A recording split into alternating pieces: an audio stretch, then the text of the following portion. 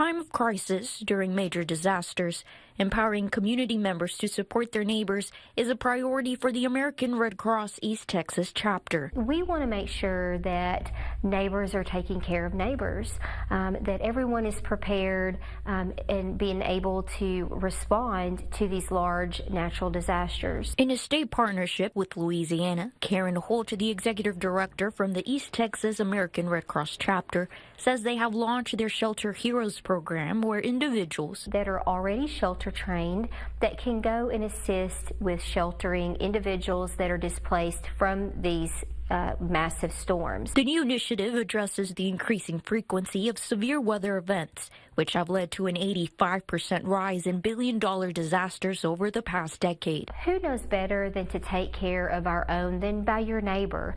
And so we want to reduce the cost of flying individuals from all over the country to serve Texans. Volunteers, after completing a 4 to 5 hour shelter training, become part of a ready reserve and can be called upon to serve in shelters for about a week during large-scale emergencies. When we do have a large natural disaster here at home, that you're already trained and we're able to send you to work in a shelter to help those in need. Where becoming a shelter hero offers that support during a natural disaster. April Credant, KLTV 7 News.